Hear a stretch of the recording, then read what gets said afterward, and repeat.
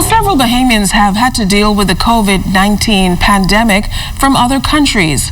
Christopher Godet's is one such student. We speak to him live tonight, along with his mother, Rionda, who are safely tucked away back in the Bahamas. But obviously, those memories of the experience in Italy still linger, I imagine. Christopher and Rionda Godet's, good evening, and thanks so much for joining us tonight. Thank you. Good to have us. Good. How are you? Good.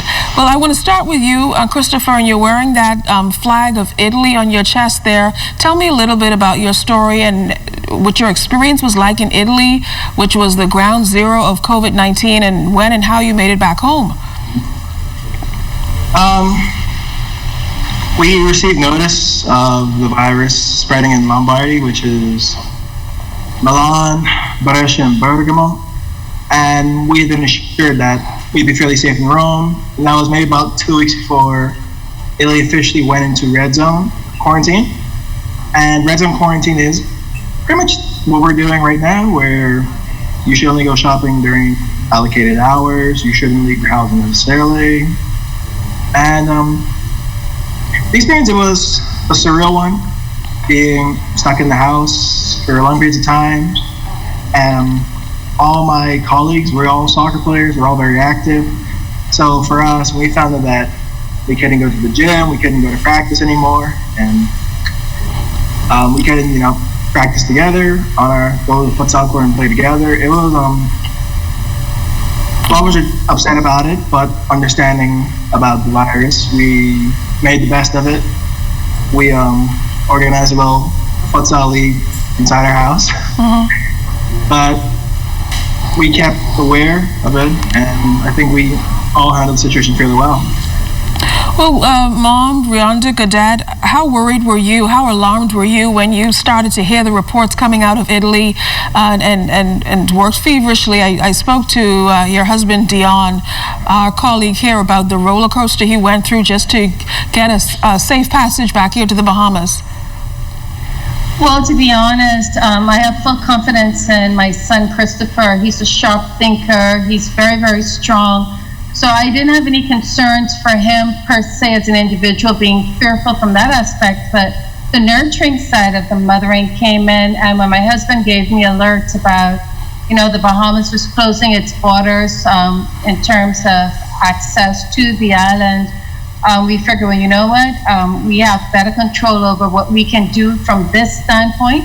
So we immediately launched into action, trying to find a way to get Christopher out as quickly as possible. You can appreciate that by that time, the Bahamas had already sent out notices that we were closing our doors to particular countries, Korea, China. Italy was definitely one of them. And I remember Dion had called me maybe about 6:30. I was in a meeting with a client and said, we got to get Chris out of there. And so I put my client on hold. In fact, I put her to work checking out different sites to find a way to get Christopher in as soon as possible. And the flights coming in from the Italian airport, FCO, were taking him into Germany, Munich, Germany, or into Russia. And I'm thinking, wait a minute. At this time of crisis, I don't want my child in a country that doesn't speak a language that he understands clearly. It's not his mother tongue, because the flights coming into New York were, very, very difficult. In fact, the first set of flights that I had booked and paid for, within 2-3 hours, they were being canceled. We were getting notices about flights booked, and even as I sit here and speak, I cannot tell you that I have been fully reimbursed for all the flights that were in fact booked. But we had to be persistent in trying to find a flight that worked. And so I called up a good friend, Philippa Curtis, and with her help, we were able to get Christopher on a flight to New York. And I can truly tell you, Christopher's arrival home has been nothing shy of the miraculous, because at the time when we got him in time into New York, just before New York had itself declared a state of emergency. And around this kind of time, we wondered, okay, so what were some of the concerns he was going to embark in? I can tell you, when Christopher called to me, it would have been like 4:30 our time, saying, Mom, I'm at the Italian airport and they're having issues with my visa. And I'm thinking, wait a minute, He's been back and forth Europe and the United States for the last 4 or 5 years, and at a time when I'm trying to get my child out of Italy, they're finding issues with his visa. Like, what? And so I do what any mother can only do, because at that time, it doesn't matter how smart you are, it doesn't matter how much influence you have, it doesn't matter how much money you have, all you can do is literally pray. And I want you to know, I tore down principalities and powers, and I prayed and I prayed and I prayed, I prophesied to the east, to the west, to the north, to the south, release my child, release his visa, yes, yes, yes, to Christopher Godet, let him go, loose.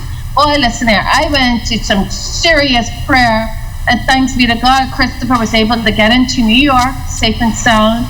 And even into New York, we were concerned about whether or not they would have taken issue with them to have quarantined him, but the hand of God was upon his life, and they allowed him out of the airport. He stayed at the hotel we'd arranged for him, and thanks be to God, he arrived into Nassau, as I said, just hours. In fact, while he was flying from New York to Nassau, New York had itself declared a state of emergency. Yes.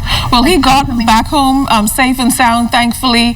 And Christopher, I just want you to tell me about your time in quarantine. You have quite a story to tell.